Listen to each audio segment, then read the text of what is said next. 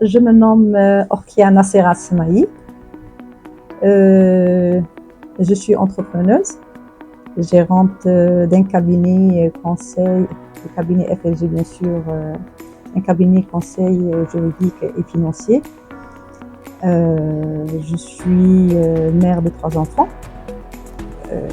J'ai une grande affection pour les chats.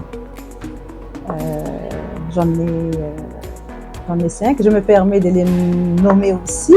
Alors j'en ai Andy, j'ai Peter, j'ai Gigi, Pipita et Métis. J'ai une grande passion pour le sport, notamment la course à pied, disons la course et la marche à pied. Comme je viens de le mentionner, disons de l'évoquer dans ma présentation, j'ai une grande passion pour la course à pied. La traversée du Mayombe ne peut que me rendre heureuse et surtout augmenter mon enthousiasme.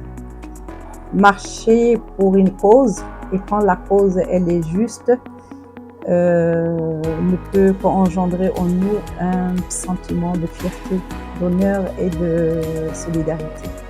Déjà, je suis membre de plusieurs groupes sportifs et ça a été communiqué pratiquement dans tous ces groupes, et j'ai eu cette information et j'ai adhéré, j'ai participé.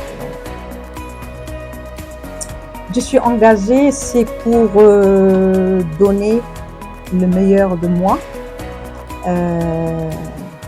pour la lutte pour cette belle cause qui est la sensibilisation pour la lutte contre le diabète. Disons, ça a été pour moi la deuxième fois, parce que ça, j'avais déjà participé en 2022.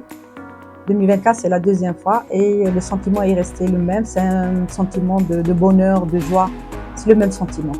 Ma première raison, c'est bien entendu, c'est augmenter mes performances pour la marche et la course à pied. La deuxième raison est rester connecté, continuer à être connecté à la nature parce que j'adore la nature. Et la troisième qui est réellement fondamentale pour moi, cette raison est que donner de ma contribution à la sensibilisation pour la lutte contre le diabète. C'est une maladie héréditaire dans ma famille et je garde un mauvais souvenir. Ma mère est morte du diabète.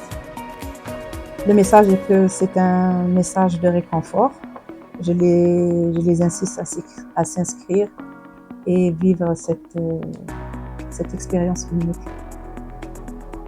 Mon message pour eux, c'est vraiment leur présenter toutes mes félicitations. Bien sûr à M. Rodrigue et au comité d'organisation.